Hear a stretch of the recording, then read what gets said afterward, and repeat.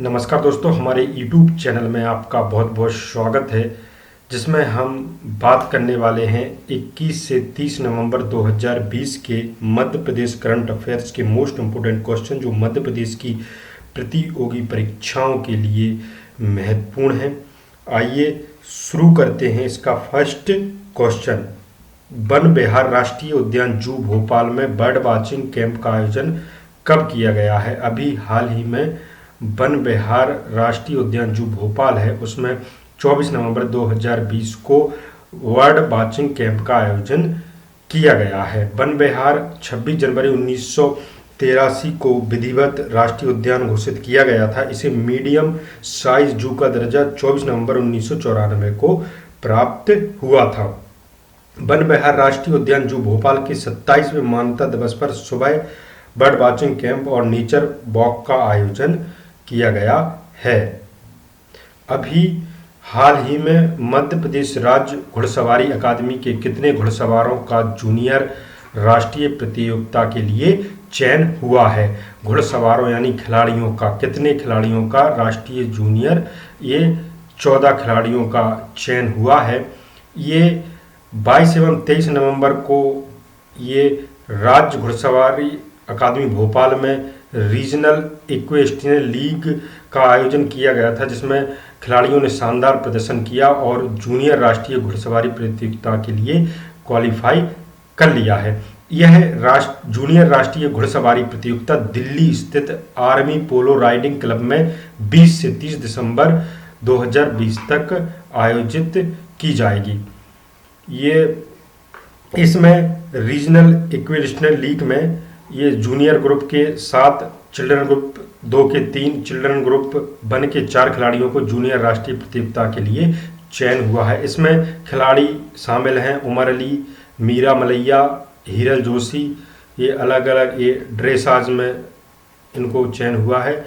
आदर्श राठौर, अंशप्रीत सिंह बिंद्रा, आदित्य आयुष सिंह, राजू सिंह ये जंपिंग में क्वालिफाई किया है इन्होंने। वहीं चिल्ड्रन ग्रुप 2 में अर्जुन सिंह, संस्कार राठौर, विनीत प्रहार, ये हमजा अखिल, अर्जुन मलैया, ये ज्योति विश्वकर्मा, भोलू परमार ड्रेसा जो जंपिंग में क्वालिफाई किया है। इनके जो मुख्य प्रशिक्षक हैं वो कैप्टन भागीरथ के मार्गदर्शन में इन्होंने ट्रेनिंग ली है। मध्य प्रदेश के मुख्यमंत्री ने स्वयं सहायता समूह को महिलाओं के वर्चुअल क्रेडिट कैंप में 150 करोड़ रुपए की ऋण राशि सिंगल क्लिक के माध्यम से अंतरित कब की? यानी कब अंतरित की? ये की है 23 नवंबर, यानी 23 नवंबर को वर्चुअल क्रेडिट कैंप का आयोजन किया गया, जिसमें ये जो ऋण देते हैं राज्य ग्रामीण आजीविका मिशन के अंतर्गत 150 करोड़ रुपए की बैंक ऋण वितरित किया सशक्त महिलाएं आत्मनिर्भर मध्य प्रदेश के क्रम में। और ये एक फैक्ट है, समूह को वार्षिक बैंक ऋण वितरण का जो लक्ष्य बढ़ाकर कितना कर दिया गया है? 1400 करोड़ रुपए कर दिया गया है। मध्य प्रदेश की ए श्रेणी की कितनी मंडियों में पायलट प्रोजेक्ट के रूप में पेट्रोल पंप स्थापित किए जाएंगे? ये 25 हैं जो ए कैटेगरी की हैं। उनमें मध्य प्रदेश में 259 मंडियां संचालित की जा रही हैं, जिसमें 40 मंडियां ए ग्रेड की हैं। यदि मंडियों में पेट्रोल पंप भी स्थापित कर दिए जाएं तो मंडियों को स्मार्ट बनाने में यह कदम कारगर सिद्ध हो सकता है। दिल्ली मुंबई कॉरिडोर को जोड़ने वाले कितने किलोमीटर लंबाई वाले 4 लेन इंदौर देवास उज्जैन आगर गरोठ मार्ग बनेगा? ये दिल्ली मुंबई कॉरिडोर को जोड़ने के लिए ये जो 4 लेन जाएगा इंदौर देवास उज्जैन से होती है आगर गरोठ, 173 किलोमीटर लंबा बनेगा। ये 173 मध्य प्रदेश सरकार के अनुरोध पर केंद्र सरकार द्वारा ये 4 लेन सड़क मार्ग निर्माण की भी स्वीकृति प्रदान की गई है। इसके एक्स्ट्रा फैक्ट देखते हैं। भारत सरकार की जो दिल्ली मुंबई कॉरिडोर है उसकी 244 किलोमीटर लंबाई है, 244 किलोमीटर ये का हिस्सा मध्य प्रदेश से होकर गुजरेगा। यह महत्वाकांक्षी परियोजना पर भारत सरकार द्वारा 1 लाख करोड़ रुपए की राशि व्यय की जा रही है। इस मार्ग को 2023 तक पूर्ण करने का लक्ष्य रखा गया है। अभी हाल ही में मध्य प्रदेश के पूर्व मुख्यमंत्री कैलाश चंद जोशी की दूसरी पुण्यतिथि कब मनाई गई है? स्वर्गीय कैलाश चंद जोशी 24 नवंबर को।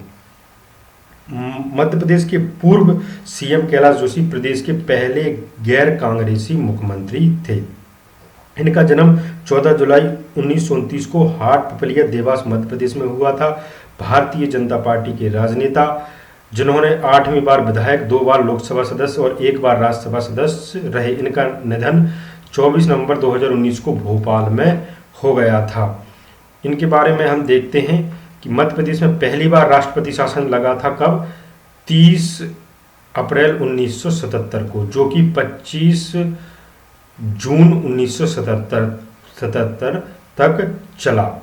वहीं पहली बार राष्ट्रपति शासन लगने के बाद कैलाश चंद जोशी मुख्यमंत्री बनाए गए थे। 14वें क्रम के मुख्यमंत्री बनाए गए थे 26 जून 1977 से 17 जनवरी 1978 तक। फिर उसके बाद वीरेंद्र कुमार सखलेचा बने, ये 15वें क्रम के मुख्यमंत्री बने, जो 18 जनवरी 1978 से 19 जनवरी 1980 तक मध्य प्रदेश के मुख्यमंत्री रहे। वहीं मध्य प्रदेश में दूसरी बार राष्ट्रपति शासन 18 फरवरी 1980 को लगा, जो कि 8 जून 1980 तक चला। वहीं मध्य प्रदेश में तीसरी बार राष्ट्रपति शासन 16 दिसंबर 1992 को लगा, जब ये कब तक चला? 6 दिसंबर 1993 तक चला। इसके बाद दिग्विजय सिंह सरकार बनी थी।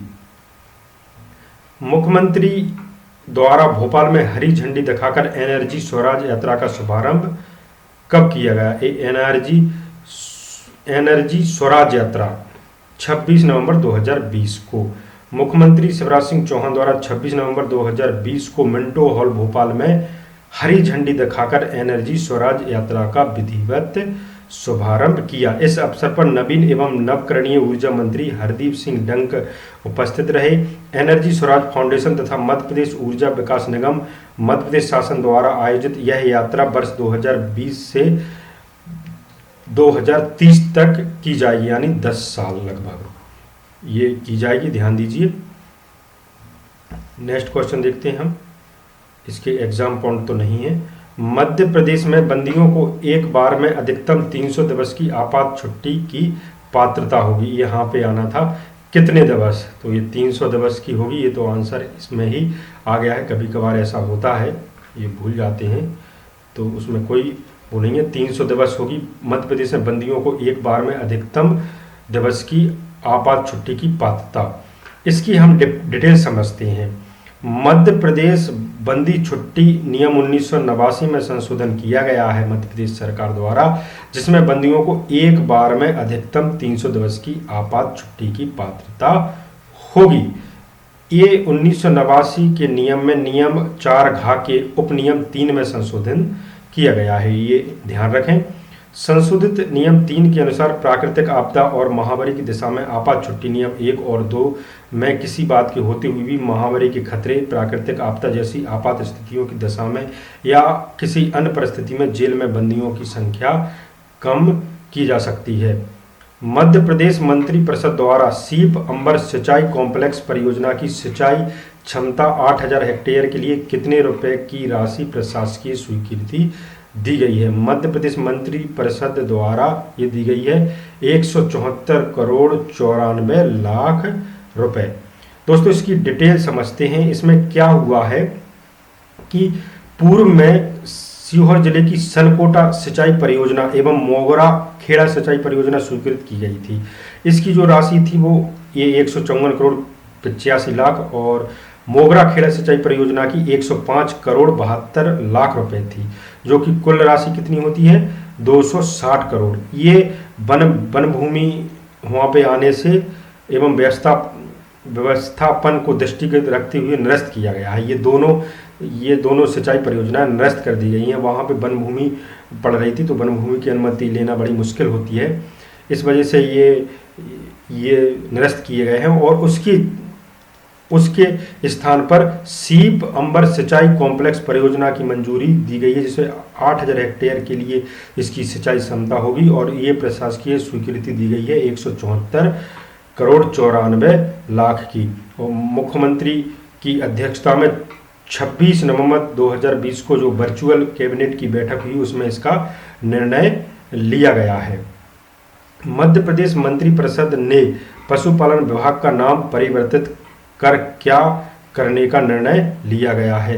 पशुपालन विभाग के आगे पशुपालन एवं डेयरी विभाग लगेगा। ये पूरा विभाग हो चुका है। ये भी 26 नवंबर को जो कैबिनेट की बैठक हुई है उसमें ये पशुपालन विभाग का नाम परिवर्तित कर पशुपालन एवं डेयरी विभाग किए जाने एवं कार आवंटन नियम में संशोधन की कार्रवाई करने का निर्णय लिया गया है। इसके एग्जाम पॉइंट और देखते हैं। इसी वर्चुअल मीटिंग में मंत्रिपरिषद की में इसमें क्या हुआ है कि Madhya Pradesh power transmission company limited है जबलपुर की, उसमें उसने कैनरा बैंक से 800 करोड़ रुपए की राशि ऋण ली गई है और MCLR दर पर ली गई है। इस पर राज्य शासन द्वारा प्रत्याभूति ऋण अवधि 13 वर्ष कर दी गई है। साथ ही उक्त ऋण पर कंपनी से 0.50% प्रति वर्ष की दर से प्रत्याभूति शुल्क लेने का निर्णय लिया गया है। मध्य प्रदेश की कृषि उपज मंडियों में व्यापारियों से लिए जाने वाली मंडी शुल्क की राशि अब 1.5 रुपये के स्थान पर कितने पैसे प्रति 1 रुपये होगी? ये जो होगी 50 पैसे। ये बी इसका आंसर हो जाएगा। 50 पैसे होगी, 50 पैसे प्रति 100 रुपये होगी। यह छूट 14 नवंबर 2020 से आगामी 3 माह के लिए रहेगी। पर्यटन के क्षेत्र में मध्य प्रदेश का भारत में कौन सा स्थान है? पर्यटन के क्षेत्र में बात करें, ये 7वां स्थान है देश में। वर्ष 2019 में 8 करोड़ 90 लाख से अधिक पर्यटक मध्य प्रदेश में आए। ये हम बात करते हैं इसके अगले क्वेश्चन की। ये मध्य प्रदेश की फिल्म पर्यटन नीति, जिसके तहत प्रदेश में film, TV serial, web series आदि निर्माण के लिए कितने रुपए तक का अनुदान दिया जाता है? हमारे मध्य प्रदेश में ये दिया जाता है 10 करोड़ रुपए तक का अनुदान दिया जाता है। लोनली प्लेनेट संस्था द्वारा मध्य प्रदेश को दुनिया का कौन सा सबसे अच्छा गंतव्य चुना गया है? ये चुना गया है तीसरा। ये ध्यान दीजिए, मध्य प्रदेश को दुनिया का तीसरा सबसे अच्छा ये पर्यटक स्थान चुना गया है। ये कह सकते हैं हम गंतव्य स्थान, जाने वाला स्थान चुना गया है। मध्य प्रदेश के किस जिले के रहने वाले युवा प्रोफेसर चेतन सोलंकी जन जागृति के लिए परिवार से दूर रहकर 11 वर्ष की एनर्जी स्वराज यात्रा पर निकले हैं? यानी ये लगभग 10 वर्ष की एनर्जी स्वराज यात्रा है। ये खरगोन जिले के निवासी हैं प्रोफेसर चेतन सोलंकी और ये मध्य प्रदेश के ब्रांड एम्बेसडर भी बनाए जाएंगे। यह घोषणा 26 नवंबर 2020 को भोपाल से एनर्जी स्वराज यात्रा की रवाना करने के दौरान कही। प्रोफेसर चेतन सोलंकी खरगोन जिले के रहने वाले हैं। उन्होंने गत 20 वर्ष से सौर ऊर्जा पर नवाचार और शोध कार्य किया है। उन्हें IEEE संस्था ने $10,000 का अवार्ड भी दिया। प्रोफेसर चेतन सोलंकी को prime minister award for innovation भी दिया जा चुका है। ये इसके और डिटेल देखते हैं हम। मध्य प्रदेश में सौर ऊर्जा के उपयोग की शुरुआत नीमच में 135 मेगावाट के संयंत्र से हुई। बाद में रीवा में 750 मेगावाट के संयंत्र शुरू हुए। 26 नवंबर 2020 से प्रारंभ ऊर्जा स्वराज यात्रा दिसंबर 2030 तक चलने वाली है। ये और फैक्ट देखते हैं। वर्ष 2010 में मध्य प्रदेश में नवीन और नवकरणीय ऊर्जा विभाग बनाया गया। वर्ष 2012 में 4000 मेगावाट के सौर ऊर्जा उत्पादन के बाद वर्तमान में नवकरणीय ऊर्जा से 5000 मेगावाट उत्पादन तक हम पहुंच चुके हैं। वर्ष 2022 तक 10,000 मेगावाट उत्पादन का लक्ष्य रखा गया है। ये अगला क्वेश्चन है कि मध्य प्रदेश में अभी तक कितने सोलर पंप स्थापित किए जा चुके हैं? अभी तक मध्य प्रदेश में ये सोलर कितने 21,500 अभी तक की बात करें। वर्ष 2022 तक 1 लाख सोलर पंप की स्थापना का लक्ष्य रखा गया है।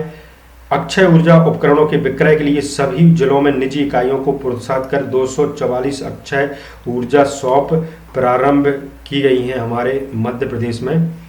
मध्य प्रदेश में वर्ष 2014 में नीमच में 130 मेगावाट और मंदसौर में वर्ष 2017 में 250 मेगावाट क्षमता की सौर ऊर्जा उत्पादन परियोजना स्थापित की गई हैं। मध्य प्रदेश में ऐसी परियोजना के विद्युत निकास के लिए ग्रीन एनर्जी कॉरिडोर के अंतर्गत 2900 किलोमीटर लाइन और 11 सब स्टेशन का विकास हो रहा है। मध्य प्रदेश में 15 पावर ग्रिड सब स्टेशन हैं। भारत सरकार के नवीन और नवकरणीय ऊर्जा मंत्रालय ने आगर, शाजापुर, नीमच, छतरपुर और ओंकारेश्वर में 3600 मेगावाट क्षमता के सोलर एनर्जी पार्क लगाने की भी मंजूरी दे दी है। सौर स्मारक के मुक्ताकाश मंच पर बाल मनोविज्ञान पर आधारित सैन film sailing the seven seas का प्रदर्शन कब किया गया है? ये क्वेश्चन इतना इम्पोर्टेंट नहीं है, बस इतना ध्यान रखना है कि ये बाल मनोविज्ञान पर आधारित है। सैन फिल्म है सेलिंग द सेवन सीज, जो कि 27 नवंबर 2020 को प्रदर्शन किया गया है।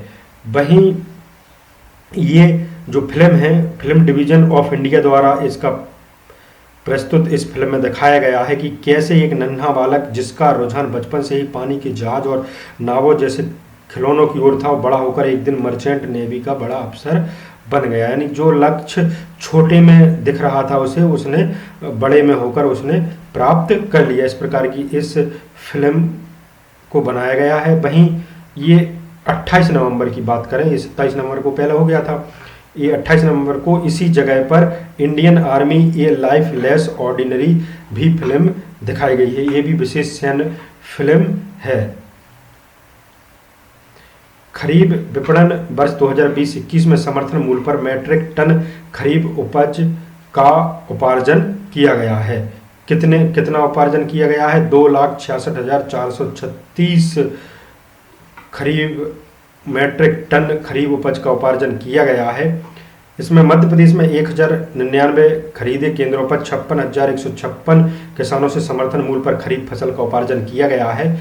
खरीफ विपणन वर्ष 2020-21 में समर्थन मूल्य पर 2,66,436 मैट्रिक टन खरीफ उपज का उपार्जन किया गया है।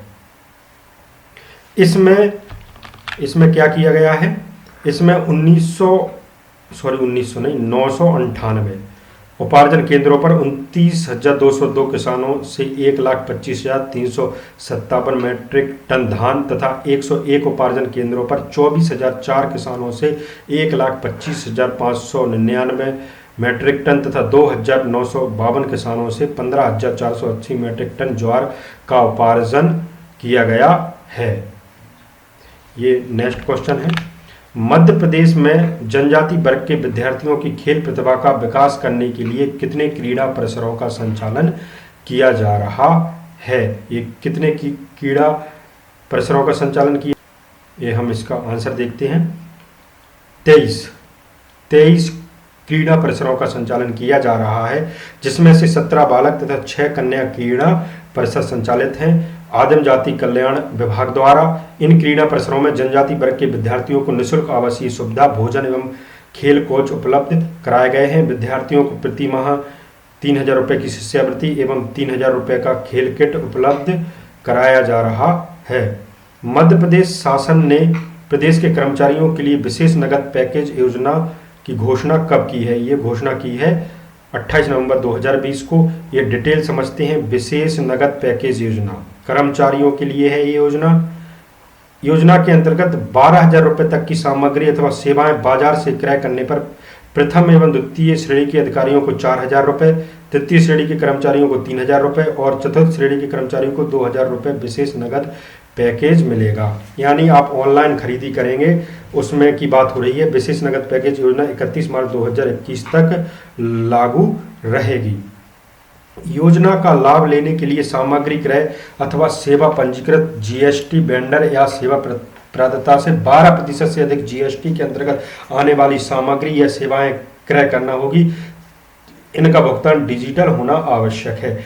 इसकी अगली डिटेल देखते हैं हम। अधिकारी कर्मचारी को योजना में प्रतिपूर्ति के लिए अपने विभाग के कार्यालय प्रमुख को आवेदन देना होगा। आवेदन में सामग्री सेवाओं के क्रय या का देयक एवं डिजिटल पेमेंट प्रमाण प्रस्तुत करना होगा। देयक अनुसार क्रय की गई सकल राशि का 1/3 अथवा पात्रता राशि सीमा तक प्रतिपूर्ति की पात्रता होगी। योजना के अंतर्गत प्रतिपूर्ति के लिए दावा 30 अप्रैल 2021 तक कार्यालय प्रमुख को प्रस्तुत करना अनिवार्य होगा।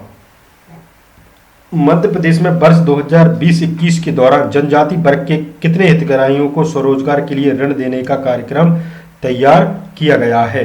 ये तैयार किया गया है 5351 हितग्राहियों को।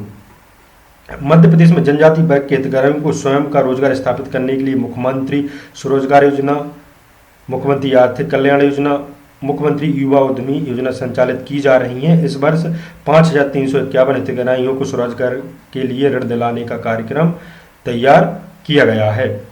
मध्य प्रदेश में विशेष पिछड़ी जनजाति के लिए कितने कौशल विकास केंद्रों की स्थापना की जा रही है? ये जो स्थापना की जा रही है, 5 कौशल विकास केंद्रों की स्थापना की जा रही है। मध्य प्रदेश की विशेष पिछड़ी जनजाति बैगा, भारिया एवं सारिया के युवाओं को कंप्यूटर कौशल विकसित करने के लिए 5 कौशल विकास केंद्रों की स्थापना मंडला, डिंडोरी, छिंदवाड़ा, शहडोल एवं सीपरी में की जा रही है। प्रति केंद्र की क्षमता 100 विद्यार्थियों की होगी।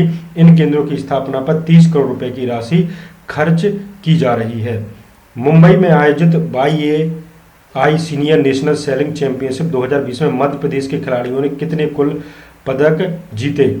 इन्होंने कुल पदक जीते हैं मात्र 5 पदक, जिसमें से 3 स्वर्ण पदक हैं और 2 रजत पदक हैं। मुंबई में याटिंग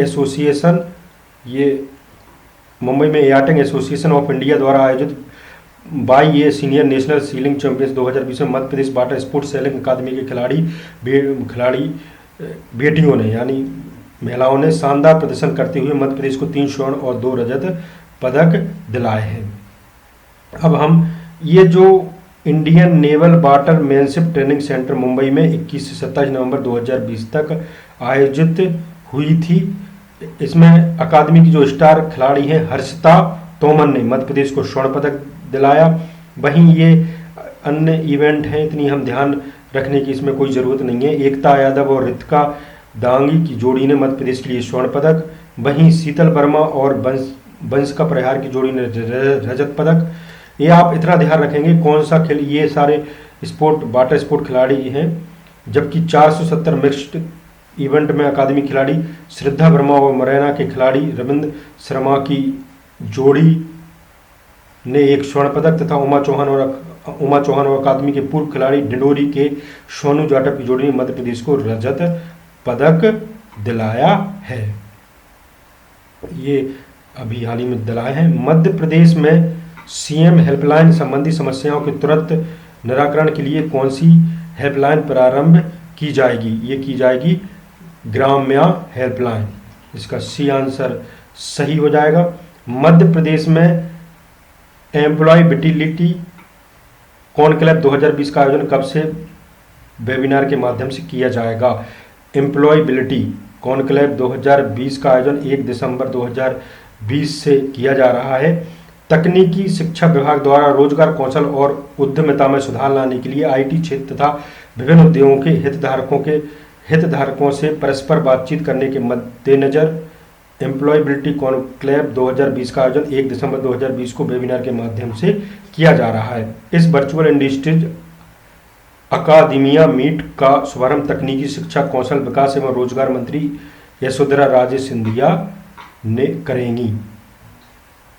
मध्य प्रदेश के अनुसूचित जनजाति वर्ग के विद्यार्थियों को राष्ट्रीय प्रतियोगी परीक्षाओं जैसे JEE, नीट और क्लेट की तैयारी कराने के लिए प्रदेश के कितने संभागीय मुख्यालयों पर आकांक्षा योजना का संचालन किया जा रहा है? अभी केवल 4 मुख्यालयों पर आकांक्षा योजना का संचालन किया जा रहा है। इसमें इस योजना में 800 विद्यार्थियों को राष्ट्रीय प्रतियोगी परीक्षाओं की कोचिंग दिए जाने का कार्यक्रम तैयार किया गया है। मध्य प्रदेश में पिछले वर्ष में राष्ट्रीय प्रतियोगी परीक्षाओं जैसे JEE, नीट, क्लेट में करीब 345 अनुसूचित जनजाति विद्यार्थियों का चयन देश के संस्थाओं IIT, NLUI, मेडिकल कॉलेज और NIT में हुआ था। ये दूसरा सेक्शन के अंतर्गत हम बात करते हैं one liner fact MP current affairs में, जिसमें पहला क्वेश्चन हम देखेंगे, किस योजना के हितग्राही साले छात्र छात्राओं से मध्य प्रदेश माध्यमिक शिक्षा मंडल की परीक्षाओं में फीस नहीं ली जाएगी? तो संबल योजना के जो हितग्राही हैं उनसे छात्र छात्राओं से माध्यमिक शिक्षा मंडल की परीक्षाओं में फीस नहीं ली जाएगी। परीक्षाओं की बात हो रही है। मध्य प्रदेश में सड़कों के विकास के लिए बेहतर योजना के निर्माण एवं राजस्व को बढ़ावा देने के लिए कितने सड़कों को साइंटिफिक ट्रैफिक सर्वे किया जाएगा? 200 सड़कों का साइंटिफिक ट्रैफिक सर्वे किया जाएगा। हम बात करते हैं तीसरे सेक्शन की, जिसमें टॉपिक शामिल करते हैं इंपोर्टेंट। ये पहला टॉपिक है, ये पहला टॉपिक दर्शाता है दोस्तों, इधर पेज दर्शाता है। बिजली कंपनी के आउटसोर्स कुशल एवं अकुशल श्रमिकों को अब अविद्युतीय दुर्घटना पर भी सहायता मिलेगी। यहाँ हम समझेंगे, मध्य प्रदेश विद्युत वितरण कंपनी ने आउटसोर्स एजेंसी के माध्यम से कार्यरत कुशल एवं अकुशल श्रमिकों के लिए एक महत्वपूर्ण फैसला लिया है, जिसमें कोई आउटसोर्स एजेंसी का कुशल अथवा अकुशल श्रमिक कार्य के दौरान मृत हो जाता है तो उसके परिवार अथवा निकटतम वारिस को 4 लाख की आर्थिक सहायता बिजली कंपनी द्वारा दी जाएगी। बिजली दुर्घटना में 40% से 40% विकलांगता की अवस्था में वित्तीय सहायता के रूप में 59,100 रुपये, 60% से अधिक विकलांगता पर 2 लाख रुपए की आर्थिक सहायता बिजली कंपनी द्वारा दी जाएगी। हम दूसरा टॉपिक देखते हैं। विज्ञान प्रौद्योगिकी मंत्री हैं जो ओम प्रकाश सकलेचा, विज्ञान कथा और काव्य कोश पत्रिका का विमोचन किया है। हम डिटेल देख लेते हैं इसकी। सूक्ष्म लघु मध्यम उद्यम तथा विज्ञान एवं प्रौद्योगिकी मंत्री ओम प्रकाश सकलेचा ने 26 नवंबर 2020 को विश्व रंग 2020 के अंतर्गत रविंद्रनाथ टैगोर विश्वविद्यालय भोपाल द्वारा प्रकाशित विज्ञान कथा कोश तथा विज्ञान कविता कोश का विमोचन किया। विज्ञान कथा कोश 7 खंडों में विश्व की प्रमुख विज्ञान कथाओं का संचयन है तथा विज्ञान कविता कोश 5 खंडों में देश की विज्ञान कविताओं का संकलन है। विज्ञान कथा कोश और विज्ञान कविता कोश के प्रधान संपादक रविंद्रनाथ टैगोर विश्वविद्यालय के कुलाधिपति और विश्व रंग के निदेशक संतोष चौबे। आज का तीसरा टॉपिक है हमारा कि प्रधानमंत्री नरेंद्र मोदी द्वारा तीसरे global renewable energy invest meet expo का शुभारंभ किया। प्रधानमंत्री श्री नरेंद्र मोदी ने नई दिल्ली में 26 से 28 नवंबर तक आयोजित तीसरे ग्लोबल रिन्यूएबल नवीन एवं नवकरणीय एनर्जी इन्वेस्ट मीट और एक्सपो री इन्वेस्ट 2020 का शुभारंभ किया। इसमें मध्य प्रदेश के मुख्यमंत्री शिवराज सिंह चौहान, नवीन एवं नवकरणीय ऊर्जा पर्यावरण मंत्री हरदीप सिंह डंक, मुख्य सचिव इकबाल सिंह बैंस, प्रमुख सचिव ऊर्जा श्री संजय दुबे वीडियो कॉन्फ्रेंस के जरिए इस कार्यक्रम में शामिल हुए। दोस्तों अब वक्त आ गया है जो आपसे लास्ट क्विज पूछा गया था कि मध्य प्रदेश में 27 से 23 सितंबर तक मनाए गए गरीब कल्याण सप्ताह अंतर्गत आयोजित कार्यक्रम में लगभग कितने नवीन किसान, पशुपालक, मत्स्य पालन हितग्राहियों को किसान क्रेडिट कार्ड प्रदान किए गए हैं। गरीब कल्याण सप्ताह मनाया गया था 27 से 23 सितंबर के बीच। इसमें 63,000 ये जो भी किसान हैं, पशुपालक, मत्स्य पालक हितग्राहियों को कुल क्रेडिट कार्ड, किसान क्रेडिट कार्ड प्रदान किए गए हैं। आज का क्वेश्चन आपके लिए, जिसका आंसर आपको कमेंट करके बताना है। मध्य प्रदेश शासन के वाणिज्य कर विभाग द्वारा मध्य प्रदेश कराधान अधिनियमों की पुरानी बकाया राशि का समाधान अध्यादेश 2020 कब से लागू किया गया है? 16, 26, 10, 6 सितंबर 2020 में से एक आंसर आपका सही है, जिसका आंसर आपको कमेंट करके बताना है दोस्तों। और आपको वीडियो अच्छा लगता है तो आप लाइक ज़रूर कर दें। और दोस्तों अभी क्या है कि हमने कई दिनों से वीडियो अपलोड नहीं किए थे, तो अब ये इसमें आ जाएगा, चलन में आ जाएगा, वीडियो अपलोड होते रहेंगे। तो कुछ आपको समस्या भी हो रही होगी, कुछ प्रोनाउंसिएशन में भी, क्योंकि काफ़ी दिनों से मैं दूर रहा हूँ। कम से कम 1 महीने से वीडियो बनाए हैं और 3 वीडियो हमारे नवंबर माह के बन के तैयार, मतलब अपलोड हो चुके हैं। ये तीसरा वीडियो है हमारा। और दोस्तों ये नवंबर माह के जो भी हमारे इम्पोर्टेंट एमपी करंट अफेयर्स के क्वेश्चन बनते हैं वो आपको अलग से मिल जाएंगे। और आपका 1 दिसंबर से, यानी 1 दिसंबर से एमपी करंट अफेयर का डेली करंट अफेयर्स आपका मिलने लगेगा। और हम जल्द ही अन्य एग्जाम के लिए भी सीरीज लाने वाले हैं, स्टडी मटेरियल लाने वाले हैं। तो हमारा यह वीडियो देखने के लिए बहुत बहुत धन्यवाद दोस्तों। वीडियो को शेयर, लाइक ज़रूर करें। हमारा यह वीडियो देखने के लिए बहुत बहुत धन्यवाद दोस्तों।